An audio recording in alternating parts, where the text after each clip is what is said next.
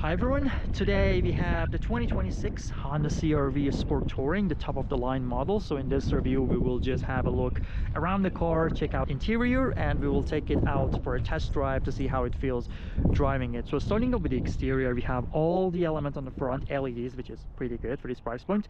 We have this beautiful huge blacked out grille with the huge big Honda emblem. Unfortunately we don't have a 360 camera, so there's no camera on the front, but we have the parking sensors all around the car. So the car is just like pretty big. We have these like big glass black kind of wheels with these black mirrors. They look very good, especially on these white color or silver color. They look very sporty and nice. So the overall, profile of the car is kind of a big. I think Honda just offers the the biggest amount of trunk space and the back space, which is pretty nice, always expectable from Honda. Maybe the only thing that you might consider, consider the lighting on the back is that there's turn signals are incandescent, still like old school. Apart from that, the vehicle looks amazing. We have these kick sensors, which I hope it works here, which opens up the trunk, which works here right now. We have a huge amount of trunk space here. These seats can be fold flat. You can just have a huge massive space on the back. We have this power lift gates, and the overall profile of the vehicle is quite nice and it's very sporty and very good looking car. So let's go and check out the interior. All right, checking the interior, the first thing that we notice is that as we approach the car, we have touch sensors, open up all the doors, but the mirrors are not power folding. So getting in and out of these cars is just pretty easy, definitely easier than a sedan, because you have a height advantage over that, but it's just not very high. That just makes it uncomfortable to get in and get out. Something like a Passport or like a Toyota 4Runner and stuff. Some were definitely in the middle, like a crossover. So getting in, the first thing that really shines is that this gauge cluster has this beautiful Honda shine. Also shows you that the vehicle is hybrid. I like this kind of a smaller details that Honda always put in their cars. So this is just a top of the line model, so we expect to have luxurious touches, which we do have it here. We have these kind of leather wrapped on these doors. These kind of a plastic-ish with these door handles, looks pretty solid. We have a kind of a piano black here, these kind of a plastic-ish. Let me just turn this off. We have soft touches here. This is not surprising actually. Mazda's quality interior is better. Everywhere is like leather, so definitely if that you care about that a lot, then definitely get a Mazda. You also get a Bose sound system on the top of the line model only, which the quality of the sound is just amazing. And both sides we have these power adjustable for the both driver and passenger with 2-person memory seats, and they're both leather wrapped. I mean, every seats are leather wrapped with these orange stitching, which just looks nice. I mean, the orange is just a weird color, but to me here it just worked and it looks nice. So let's just fire up the engine to see the gauge cluster, which we have a 10-point kind of a 2-inch gauge cluster, which looks pretty sharp. I love in general like the Honda's gauge clusters. They look very sharp, very responsive, and the refresh rate is just very good. You have lots of customizations. You can just have everything you want, anything you want on both sides, and you can also change the overall design. If you just go up, down, all the way down to the gauge display setting, you can just the gauge design, and you can just have around. It's gonna have 2 dials. It's kind of a typical gauge cluster. You can also have these bar, which we were on before. It's just a beautiful kind of a changing animation there, round minimal and bar minimal. So it's have like 4 different options, which is pretty good. If you are putting in a gauge cluster, digital gauge cluster, definitely utilize that and just make it configurable, which definitely Honda does that. You have an okay quality steering wheel, leather wrap with these orange stitching all the way around. They have this heated steering wheel, physical buttons on the steering wheel, right for these like different active safety features. On the left we have it for different audio controls. We have it kind of a small, maybe it's subjective, but this is a 9-inch infotainment system, which the Google is built in. Definitely huge plus. You can have these Play Store apps here, right there. You don't even need to use the Apple CarPlay or Android Auto if you want to have the map. Right now I don't have them available. See, this is just turned off, but I'm just using the Google Map, which is just a huge plus. You can have lots of vehicle settings. We can see the flow meters, like how the vehicle is performing, the hybrid system. and a lot of different information. This is just not very basic, not very amazing, kind of a somewhere in the middle, but to me it's just perfectly fine. It just depends. And I love how these, you know, how Honda general hides these vents in these honeycomb design with these satisfying clicking sounds as you turn them around. And also these dials, they look very, very solid, very, very high quality. I wish this car had a heated seat, I mean cooled seat. We have the heated seat on all the different seats, even on the back, but no cooled seat, which is weird. Wireless charging pads. We have a traditional shifter, drive mode selector, parking brake is electronic, brake hold, and the big kind of a console in the middle, leather wrap, but the leather feels not feel, I mean, doesn't feel very, very good. I wish we had a panoramic sunroof. Other cars offer that. Honda doesn't offer it at all in any trims. It's only like a small, okay size moonroof. Okay quality for the roof. So in general, the material is kind of okay for these price point. Mazda definitely does it better in terms of the overall quality of the material used. But these cluster looks very, very sharp. And these infotainment system, if you're okay with the size of it, then it has lots of different features and it won't disappoint you. So let's go and check out the test drive. Oh, so starting the test drive, the first thing I want to show is that we have like a backup camera, no 360 camera available in any of the trim, which is a bummer for the people that loves these kind of things. RAV4 and Mazda offers that, even Hondas or Kias are just offering that. And maybe this is just the only car in this trim doesn't offer that, which is just not so nice. We only have 3 views for the backup camera and the surrounding kind of a sensors, but no 360 camera. And the quality is just not good, actually. Just very grainy, low quality. You see that, which is not okay for a 2026 vehicle, actually. I wish Honda put a 360 camera and better quality general backup camera. But the feel of the steering wheel on low speed is just very, very, very nice. Easy to turn, easy to work with, no issues at all. On high speeds, it's very stiff. In general, I love Honda's steering wheel feel on all the cars that they produce.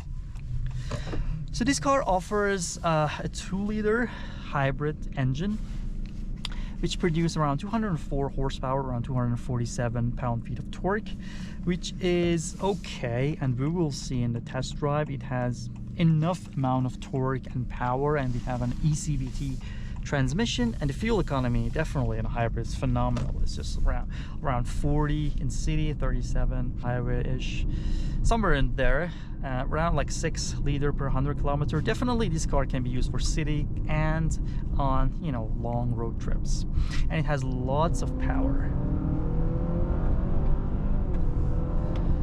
A lot of power, amazing brake feel. You don't feel that the car is out of control when you are just pushing it too much.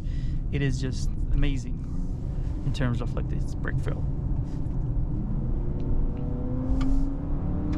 I think this car has enough amount of power to take you anywhere you want. 0 to 60 or 0 to 100 kilometers is just like around 7 seconds here, which is just very, very good for an SUV of this size. And also what, you know, this powertrain excels as is fuel economy, which, as I mentioned, is just very, very good around the city. Maybe Toyota RAV4 offers a little bit better, but that's just enough. This car has a CVT, but definitely it doesn't feel like a CVT. You feel like that whenever you push the gas pedal, this, you know, car shifts to the lower gears and engine revs up to the high revs, and it doesn't really feel and look boring in general. So it's just, you know, an ECVT transmission offered here on the hybrids. And I like this, you know, kind of a navigation being shown there. I wish you could put the map there. On the Passport you can do that, but as far as I know, in these Honda CR-Vs you cannot have that feature there. But at least you have like a navigation, like turn by turn there, which is nice. You don't even need to look at there. Just put it in sport mode, so we're just gonna have a bit of aggressive driving after this turn to see how this car feels.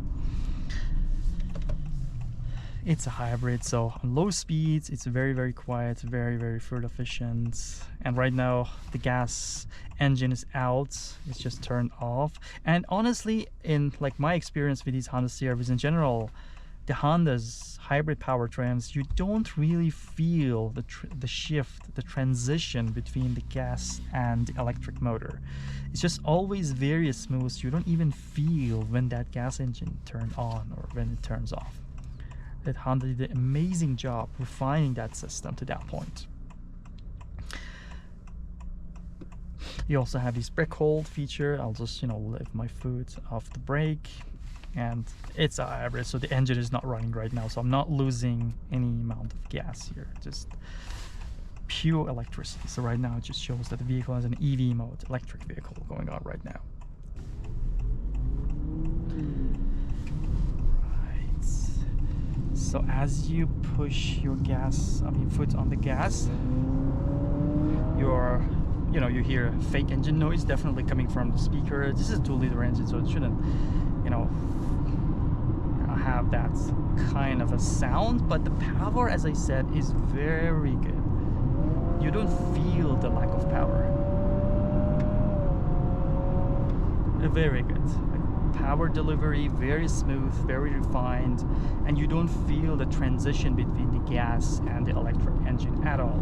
Like very, very refined system from Honda. And right now we're in sport mode. The paddle shifters really doesn't do anything. They're, by the way, they're just kind of a plastic-ish chip looking. I wish it was like better. It's just the same across all the Honda products. I wish they were metal at least on this trim. So as you just, downshift, it only changes the regenerative braking. So right now, as I just leave my foot off the gas, the car, slows down by itself. So right now I'm just not braking and the car slows down. You can just basically, set it to the desired amount of regenerative braking. That's all you can do. You cannot shift. Like right now I'm just using pedals, but doesn't shift or do anything. It might be boring for some people, but it's just, like hybrid system has their own pros and cons. You could gets great fuel economy, you get good amount of power, but you're losing control over the transmission, which is maybe okay. But I love the downshifts, like very fast. I mean, downshift, not a correct word for this car, but yeah, we have the power on the left side. It's just not the rev, like 0 to 100. The feel of the steering wheel, definitely amazing. Typical from Hondas. Very stiff on high speeds, very smooth and light on low speeds.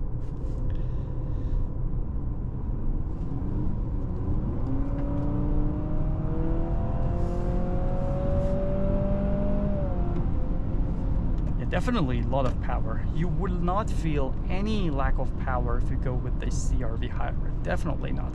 But the thing is that the RAV4 hybrid is offering better fuel economy, a little bit better, but more power. I think it's around like 320 horsepower and a little bit more torque, which is something that you might consider before buying a Honda CR-V. So let me just put it in a comfort mode, maybe normal mode, and just check out the active safety features, which this car offers everything that you want, like lane keeping assist, adaptive cruise control. Everything is just being included. So right now everything went away, and I love Honda's having these kind of showing you the surrounding car. This is something that I really love to have on all the Hondas. They're just showing the cars surrounding you when you have the adaptive cruise control turned on. So right now I just turned it on. So it's just showing the car around me, and if the car goes on the left lane, right lane, it will show, which is pretty nice. I mean, something that's being offered in an Audis and stuff, and even the line turns dynamically as the road turns and twists, which is very, very good. Something that is offered on very high-end models. Toyota definitely doesn't offer that. Very, very minor details actually. It's just not a deal breaker at all, but something that I really like. The Honda has a great attention to details, and this is one of them. So let's just see how the car turns. Right now I'm not touching the steering wheel. I think at low speeds it just does a good job. Now it just goes out of the lane. Yeah, maybe the speed was the higher for a Honda system there. Let me just turn here.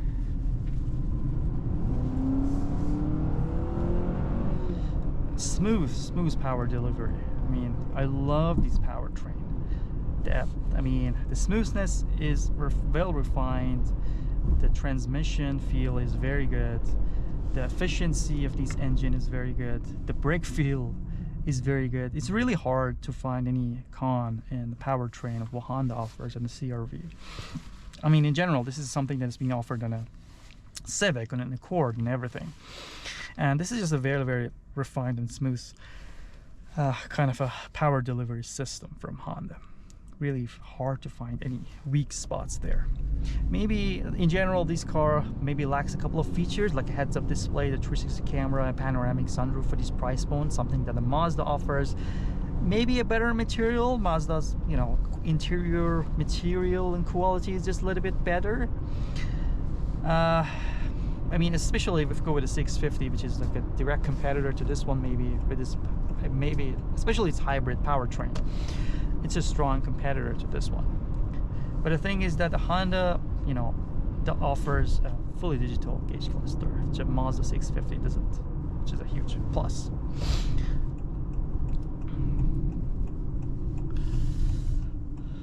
And I think most of the people that buying Hondas really doesn't care if these paddle shifters shifting real gears or just turning regenerative braking and stuff. They want good fuel economy and good efficiency, and that definitely they'll get that. They don't really care about the rest. And the power is definitely very good on this one. So I wish it had those couple of features that I mentioned. Apart from that, no issues at all with this car. Something that is very interesting is that on Hondas you can have the lane keeping assist alone without the adaptive cruise control, something that on Toyotas you have to have them all together. So you can't just have it, you know, each of them independently. And on Hondas they are just working independent of each other, which is like a minor detail again, but something that Honda offers. It's just weird that why Toyota doesn't do that. This car is just for both city and highway long trips. Very big, very spacious, very good fuel economy, and it's very fast. So you get one car and it does everything for you. It's a complete package of everything you ever need from a big family SUV. It just does everything that you want for you in a best way possible.